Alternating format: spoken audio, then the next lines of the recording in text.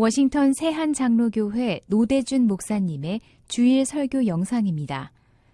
말씀을 듣는 모든 분들에게 예수 그리스도의 위로와 평강이 충만하시길 간절히 기도합니다. 오늘은 예수 믿는 사람에게 최고로 기쁜 날이고요. 또 우리가 예수를 믿건 안 믿건 간에 모든 사람들이 전부 함께 즐거워하면서 또 서로 평화를 이야기하고 또 따뜻하게 선물을 주고받는 그런 계절입니다. 참 복된 날입니다. 우리 주님 오신 예수 그리스도의 탄생을 함께 기뻐하는 그런 날입니다. 이 날에 우리가 함께 모여서 하나님 앞에 예배하고요. 또 오신 우리 주님의 오신 의미를 다시금 생각하는 것이 대단히 뜻깊은 일이라고 생각을 합니다. 왜냐하면 요즘에 더더욱 요즘 풍조가 말이죠. 메리 크리스마스 하는데 메리 크리스마스도 아니고 지금은 다들 할리데이스 하잖아요. 해피 할리데이스 이렇게 합니다. 그죠? 그러니까 이 계절의 지금 주인이 누구인가에 대해서 대단히 혼란스럽게 만드는 세태를 우리는 살고 있습니다. 도대체 사람들이 무엇 때문에 이 계절을 즐거워하는가를 잊어버리고요. 그냥 즐거워만 하는 거예요. 이것이 저는 사탄의 계략이다라고 그렇게 믿습니다.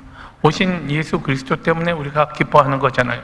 예수 오신 것이 우리에게 왜 축복인가를 우리가 생각하면서 하나님 앞에 감사하는 그런 절기가 되어야지, 이건 예수님은 다음에 두고 그냥 가족들이 만나고 또 선물들 나누고 서로 덕담을 나누고 하니까 즐거운 그런 계절은 절대로 아니다는 거죠. 그래서 제가 요즘에 MBC에서요, MBC 저녁 뉴스에서 왜 크리스마스 라이딩 한 그런 집들 있잖아요. 그런 집들 보여주면서 일기예보하는 그런 순서가 있어요. 근데 어느 날 보니까 굉장히 빛을 예쁘게 잘 만들어 놨는데, 근데 캐스트로가 서 있는 바로 뒤에, 캐스트로가 이제 뒤에 그 집 주인이 써놓은 글을 배경으로 서 있는 거예요. 그 글은 Keep Christ in Christmas 라고 하는 그런 구절이었어요. 예수님을 크리스마스 안에 예수님이 계신 것을 항상 기억하자는 그런 거예요. 크리스마스에 예수님 없는 크리스마스가 아니라 크리스마스의 주인이 예수님이라는 사실을 기억하자라는 그런 말입니다. 근데 저는 MBC 측에 아마 그 프로그램을 진행했던 분의 어떤 의도가 있지 않았나 생각하고요. 굉장히 뜻깊은 일이었다고 생각을 해요. 그래서 여러분들도 앞으로 MBC 뉴스를 보시기 바랍니다. 예수님을요, Keep Christ in Christmas. 우리 꼭 기억하십시다. 크리스마스는 본래 크라이스트하고요, 그 다음에 예배를 뜻하는 메스하고를 합친 말이라고 그래요. 예수님을 예배하는 날이에요. 예수님을 예배하는 날의 의미인데, 근데 사람들이 살면서 점점 본말이 전도되는 거죠. 가장 근본적인 의미가 뭔지를 모르고 사람들이 자꾸 그냥 행복하고 즐거운 것만 생각합니다. 그래서는 곤란하겠다. 그래서 하나님이신 예수께서 인간으로 이 땅에 오신 이 사건의 의미가 무엇인가를 잠깐 오늘 우리 본문 말씀을 읽고 그 다음에 좀 성경적인 교훈들을 생각해 보려고 합니다. 먼저 예수께서 아기로 이 땅에 오신 사건을 통해서 우리가 발견하게 되는 것은 하나님의 사랑입니다. 우리는 사랑받을 만한 자격을 갖추지 못한 존재들입니다. 그럼에도 불구하고 하나님이 우리를 사랑하셨다. 근데 그 사랑이 극진한 사랑이라는 거예요. 사람으로서는, 우리들로서는 상상할 수 없는 그런 극진한 사랑이라는 사실을 먼저 우리가 기억하면 좋겠습니다. 사실은 하나님은 인간을 창조하신 그 순간부터 한결같이 인간을 사랑하셨습니다. 그런데 하나님과 인간의 관계가요, 하나님의 기대만큼 그렇게 좋지 않았죠. 하나님은 자기가 창조하신 인간을 위해서요, 에덴 동산의 모든 것을 아름답게 창조하시고 이 모든 것을 정복하고 다스리라 라고 하나님은 맡기셨습니다. 모든 것을 주었고요, 또 생육하고 번성하라 라고, 땅에 충만하라 라고 하면서 사람을 축복하셨습니다.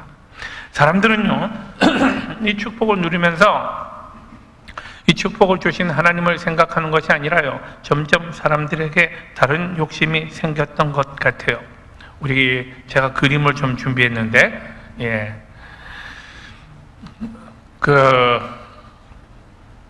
예.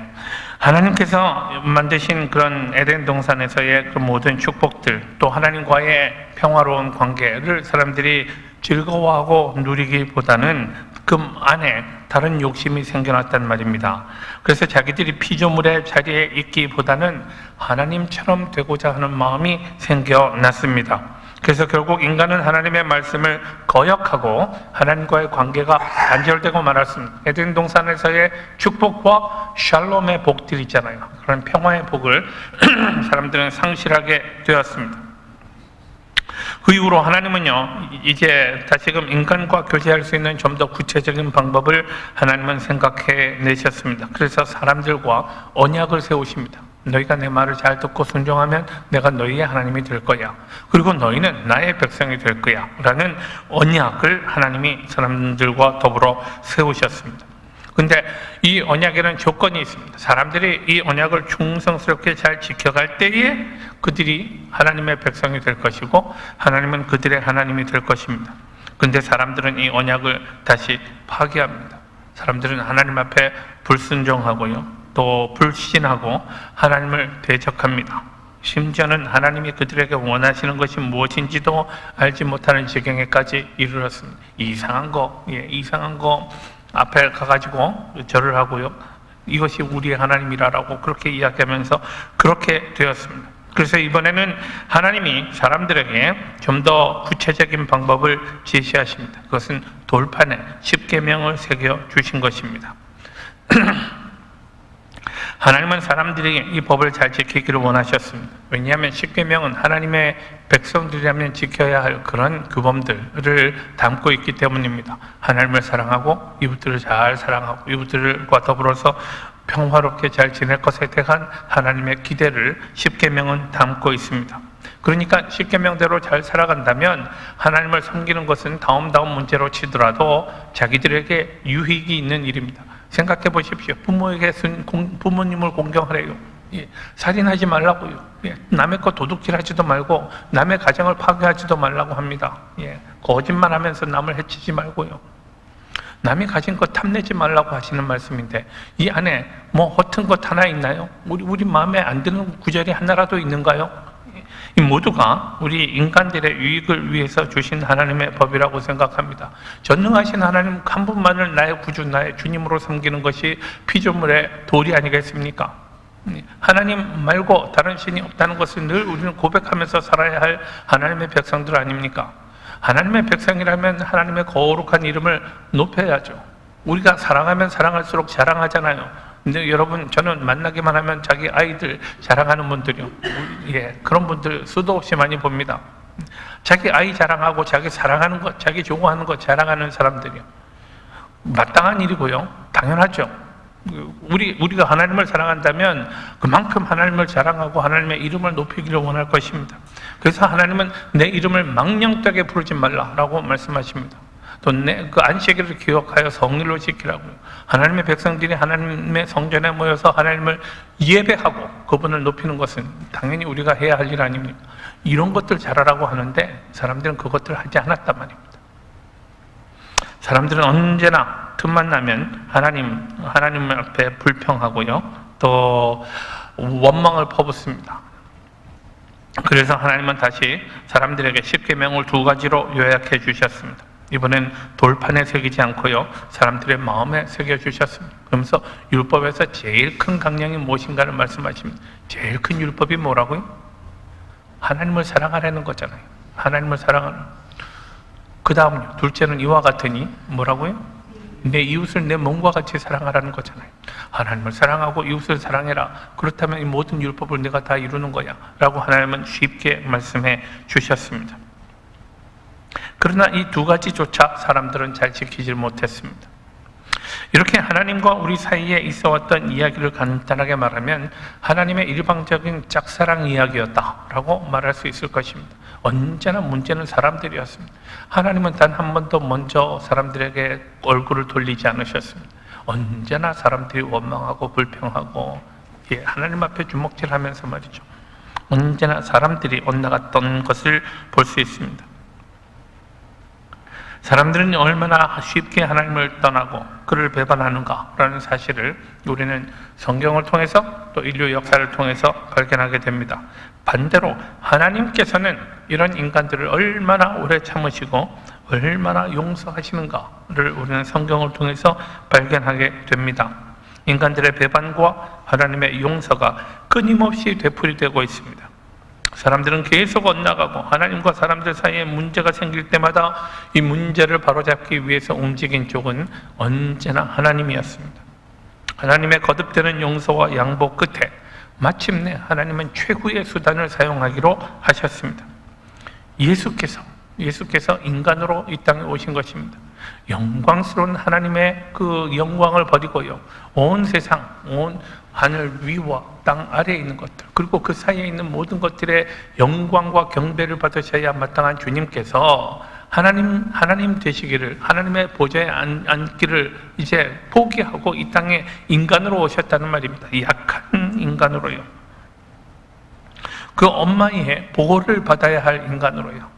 기저귀도 갈아채웠을 것이고요, 또 배고플 때는 울었을 것이고요, 엄마의 젖을 먹고 배를 채우는 그런 아기의 몸으로 이 땅에 오셨단 말입니다. 이 방법은 하나님께서 인간들에게 주신 가장 손쉬운 방법이었다 생각합니다. 오신 예수를 믿기만 하면 되는 거잖아요. 오신 예수를 하나님의 아들이십니다, 내 구주요 내 주님이십니다 라고 믿기만 하면 되는 일이었습니다. 그러나 반대로 하나님으로서는 너무나 힘든 방법이었습니다.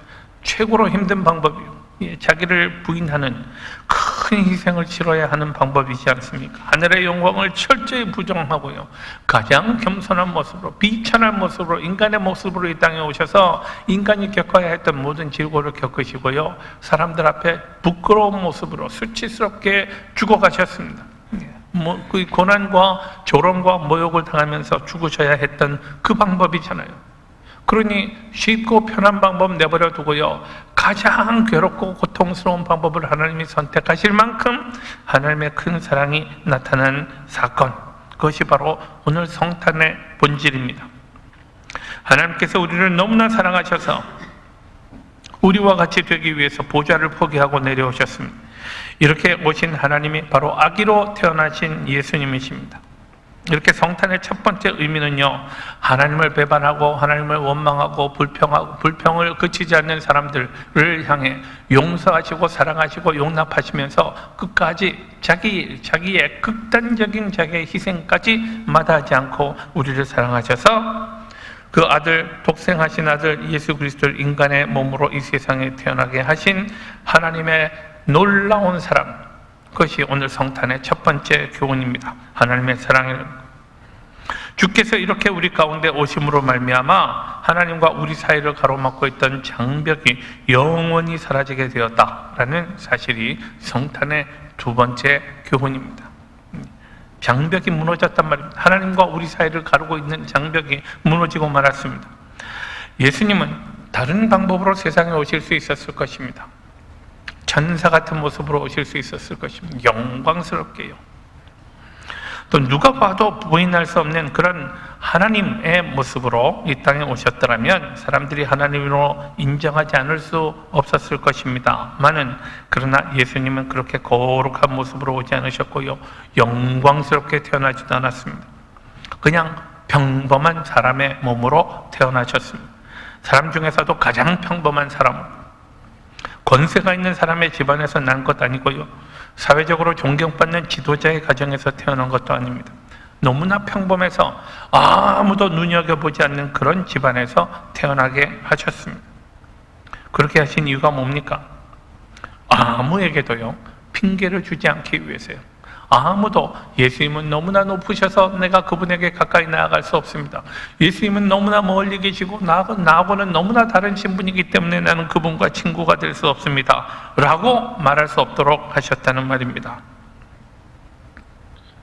예수께서는 나와는 신분이 다른 분이기 때문에 나는 그분의 친구가 될 수 없습니다 라고 말할 수 없습니다.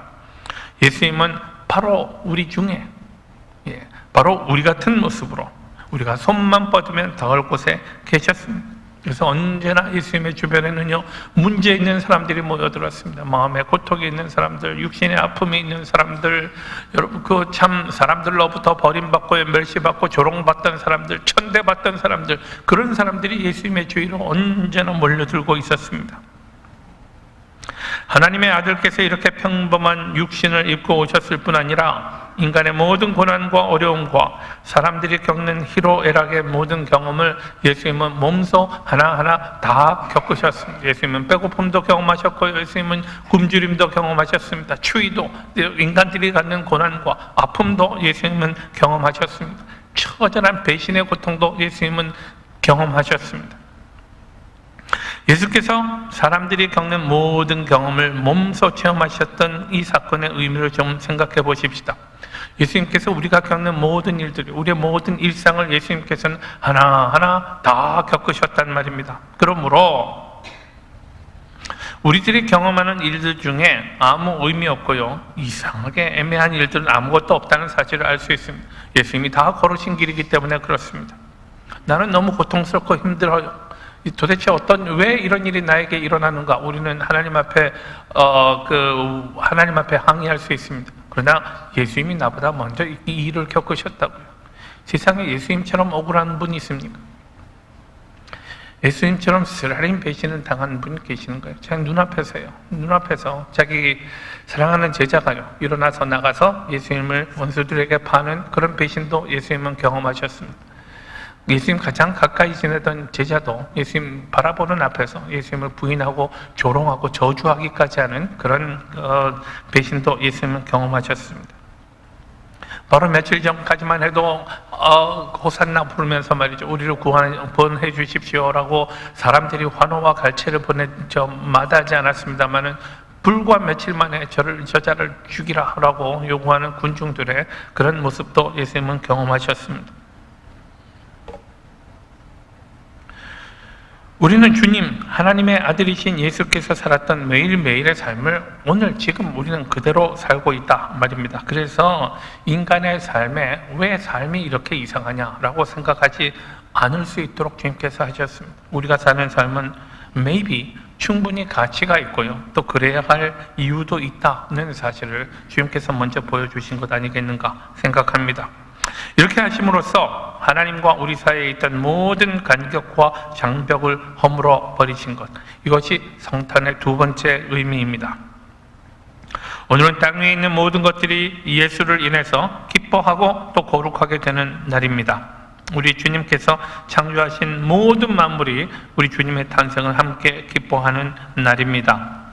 우리가 그의 탄생을 기뻐할 뿐 아니라 그 탄생을 통해서 우리 한 사람 한 사람이 얼마나 하나님 앞에 가치 있는 존재인가를 주께서 우리에게 보여주셨습니다. 하나님이 얼마나 우리를 사랑하시는가를 보여주신 거예요. 한 사람 한 사람, 우리 한 사람 한 사람을 주께서 그렇게 사랑하셨다고요. 나를 위해서 하나님께서 내려오시고 인간이 되시고 조롱을 당하시고 십자가에서 죽으시기까지 하면서 나를 구원하기를 기뻐하셨다라는 사실을 발견하는 것, 이것이 성탄의 세 번째 교훈입니다. 이렇게 큰 사랑을 하나님은 아무런 값 없이 우리에게 주십니다. 내가 이런 사랑을 받을 아무런 가치가 없는 존재인 것을 우리는 고백하지 않을 수 없습니다. 하나님은 내가 너에게 이렇게 해줄 테니, 내가 너를 구원할 테니 너는 나에게 이렇게 해라 라고 말씀하지 않으십니다. 그냥 하나님은 먼저 그냥 그렇게 하신 거죠. 우리는 스스로가 얼마나 부족한 사람인지 잘 알고 있습니다. 이거보다 내가 좀 더 나으면 좋겠어요. 나한테 너무 아쉬움이 많아요. 스스로에게도, 내가 생각할 때도 아쉬움이 많습니다. 그래서 애를 쓰고 힘을 써봅니다. 그래도 어쩔 수 없는 나의 모습이 있잖아요.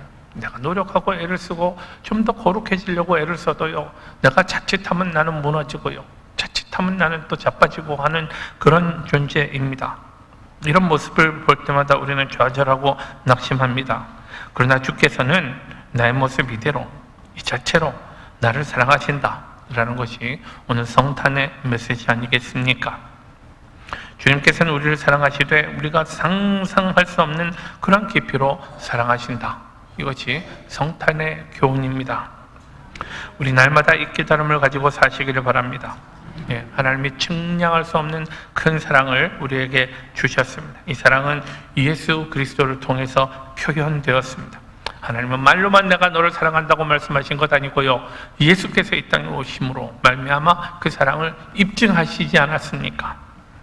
이 사랑 때문에 하나님은 자기 자신을 던져 인간의 몸을 입고 사람들의 품에 안기신 것을 보여주지 않으셨습니까? 아기가 되신 하나님을 바라보며 그분의 사랑의 깊이와 높이와 또 그 길이를 깨닫는 그런 귀한 성탄절 맞으시기를 축원합니다. 기도하십시다. 고마우신 하나님, 좋은